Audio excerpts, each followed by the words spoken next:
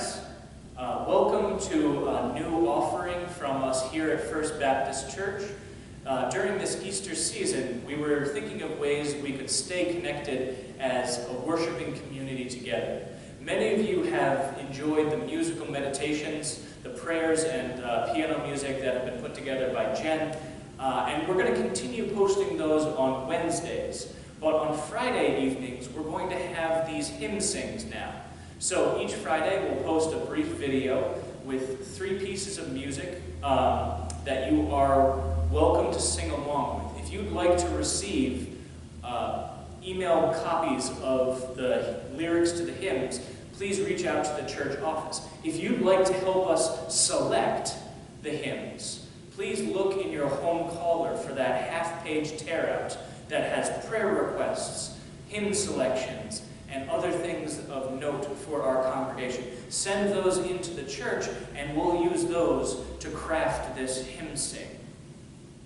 So as we prepare for our inaugural session, let us begin in prayer, casting our minds to the glory of this Easter season. When Thomas touched the wounds and set himself free, it was Easter Day. When Peter's 3 yeses to Jesus finished his 3 denials, it was Easter Day. When Mary was ready to embalm the dead and instead ran in fear from the empty tomb, it was Easter Day. When the disciples looked from afar at a breakfast of fish on a beach, it was Easter Day. When Emmaus became synonymous with welcome and the breaking of bread with strangers, it was Easter Day. When Paul was blinded by the light and recognized the voice in his head, it was Easter Day. When the hungry are fed at the table alongside the wealthy, it is Easter Day. When weapons are beaten into plowshares and peace is a word to be shouted, it is Easter Day. When the stranger is welcomed in community and the lonely are restored, it is Easter Day. Friends, let it be Easter for us now as we raise our voices in praise together, singing "This Is My Father's World," which was selected for us by Linda Corder. We will sing all 3 verses.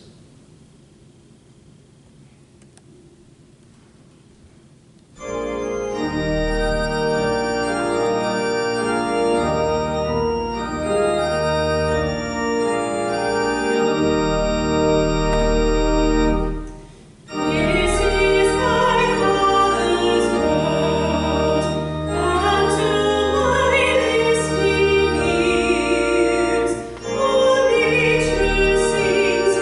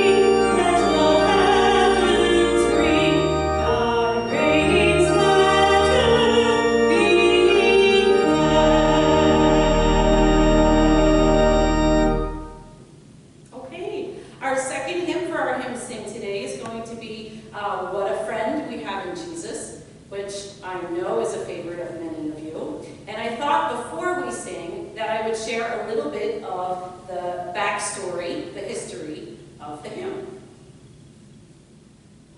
So the text of the hymn was written by a man named Joseph Scriven. And although he was originally from Ireland, he sailed for Canada when he was 25. And several years later, he received word that his mother was facing a crisis. And so Joseph quickly penned a poem and sent it to her. His mother evidently loved the poem so much that she gave it to a friend who had it published anonymously, and it quickly became a very popular hymn, though no one knew who had written the words. It wasn't until a very short time before Joseph's death that a neighbor came to sit with him and happened to find a copy of the poem. He read it with great delight, and he asked Joseph about it, and Joseph said he had composed it for his mother to comfort her in a time of special sorrow, never intending that anyone else should see it. Sometime later, another friend of his asked if it was true, did he actually write the hymn? And his reply was, "The Lord and I did it between us." So please join us and sing along, What a Friend We Have in Jesus, all 3 verses. Oh